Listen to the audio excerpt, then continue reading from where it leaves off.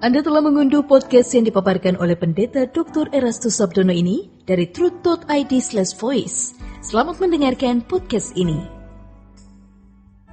Shalom, Bapak, Ibu, dan saudara-saudara yang terkasih di dalam Tuhan. Kebenaran saat ini berjudul kebutuhan primer. Saudara-saudara, dalam kehidupan ini kita mengenal 3 jenis kebutuhan, dan itu sudah diterima oleh hampir semua orang, yaitu kebutuhan primer, kebutuhan sekunder, dan kebutuhan tersier. Kebutuhan primer adalah kebutuhan utama manusia yang tidak dapat ditunda pemenuhannya, agar kehidupan manusia tersebut bisa berjalan dengan baik. Kebutuhan ini harus dipenuhi karena berkaitan dengan kelangsungan hidup setiap hari. Adapun kebutuhan sekunder adalah kebutuhan yang tidak mendesak, ya. Dan untuk memenuhinya dapat dilakukan setelah kebutuhan primer terpenuhi. Setelah kebutuhan primer dan sekunder ini terpenuhi, biasanya orang masuk pada kebutuhan tersier. Kebutuhan terhadap barang yang dikategorikan mewah, ya. Jenjang kebutuhan ini pada umumnya sangat membelenggu manusia, ya. Sangat membelenggu manusia. Mengapa? Karena manusia pada umumnya memburu itu semua. Dan itu kewajaran hidup bagi banyak orang.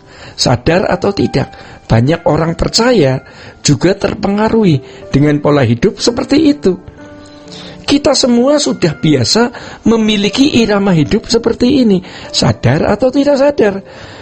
Hal itu kita warisi dari nenek moyang kita, dari orang tua, dan dari pengaruh lingkungan kita. Dan kita menggulirkan hari hidup kita dalam pola hidup seperti yang orang lain juga lakukan. Jadi pada akhirnya tidak bisa dibantah, jarang ada orang yang puas walaupun telah terpenuhinya 3 jenis kebutuhan tersebut. Mereka seperti orang yang selalu haus, ya, untuk meneguk lebih banyak yang dapat dimiliki dari dunia ini. Orang akan selalu haus, ya, ingin meneguk semua kesenangan yang dunia sediakan. Dengan cara ini sebenarnya kuasa gelap sedang membelenggu manusia dan sedang menggiring manusia ke dalam kegelapan abadi. Ironisnya, pola hidup seperti ini juga ada di dalam kehidupan para rohaniawan. Kalau kita membicarakan hal ini kepada orang yang tidak memiliki niat untuk berkenan di hadapan Tuhan, akan sangat sulit. Tetapi kita harus memperkarakan hal ini kepada orang yang sadar betapa singkatnya waktu hidup kita, bahwa hidup kita akan berlanjut di kekekalan, bahwa apa yang kita lakukan di dunia ini menentukan nasib kekal kita, ya, agar mereka dapat dengan jujur menilai kehidupannya masing-masing. Sebab saudara-saudara, mestinya kebutuhan primer kita adalah sempurna seperti Bapa atau serupa dengan Yesus, agar kita layak dimuliakan. Maka saudara-saudara, fokus orientasi hidup kita harus benar-benar sesuai dengan cara hidup yang Tuhan Yesus ajarkan dan yang Tuhan Yesus kenakan, yang untuk zaman sekarang nyaris, ya, tidak bisa dikenakan karena berat, ya. Beratnya karena memang mengenakan gaya hidup itu sendiri. Yang kedua, karena manusia di sekitar kita itu makin jauh dari kebenaran Injil yang sejati. Tetapi kalau kita mau selamat, mau aman di kekekalan, ya, kalau kita mau tahan berdiri di hadapan anak manusia, ya, di hadapan tahta pengadilan Tuhan Yesus, kita harus benar-benar berani untuk berubah. Saudara-saudara, kehidupan Yesus adalah pusat dari kehidupan kita. Memang untuk menjadi seperti Yesus itu abstrak, tetapi setiap orang harus menemukannya, karena ini sifatnya pribadi. Maka jangan sampai pikiran perasaan kita dirusak oleh tontonan, oleh film-film yang buruk, oleh pergaulan yang salah, sehingga lahir keinginan-keinginan atau kehendak-kehendak yang tidak sesuai dengan kehendak Allah. Ya. Bagi orang yang mengasihi Tuhan, yang sudah punya komitmen yang kuat, Tuhan pasti menggarapnya. Kalau tidak bisa, karena hanya orang yang mengasihi Allah yang melalui segala keadaan Allah menjadikan dia serupa dengan Yesus. Jadi kita diajar Tuhan sampai kita pindah dan menemukan dimensi yang baru di dalam hidup kita.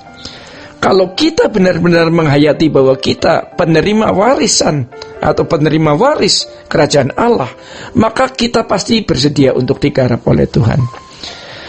Jadi saudara-saudara, oleh karena hal itu, mulai sekarang kita harus memindahkan prinsip atau filosofi hidup anak dunia ke prinsip kebenaran Alkitab.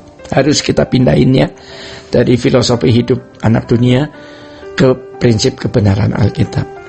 Roh Kudus pasti akan memberi kita pengertian ya, di mana kita akan mulai menghayati singkatnya hidup ini atau tragisnya hidup ini.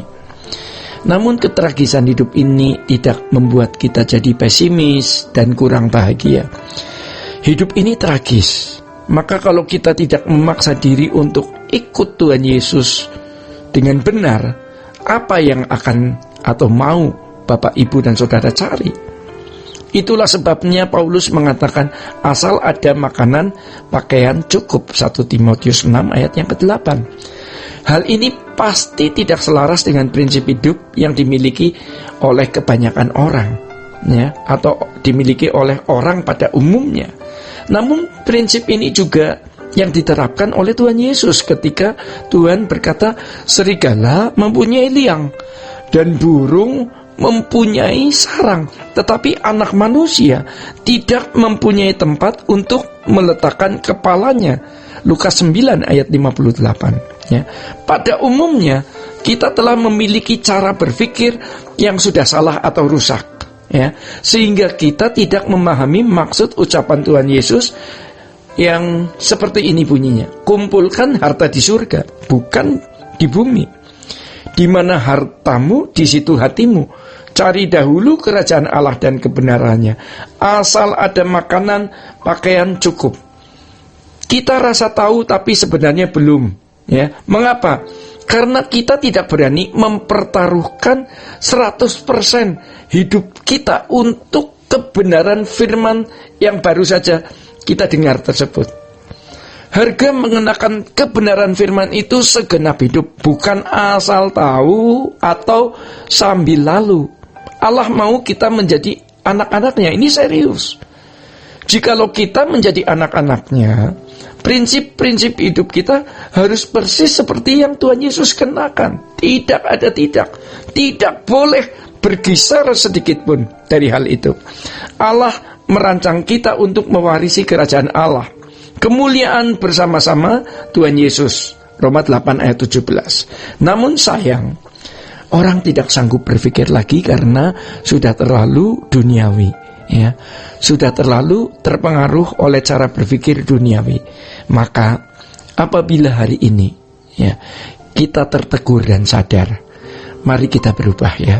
Bapak Ibu, mari kita berubah selagi kita masih memiliki kesempatan, selagi masih ada kesempatan.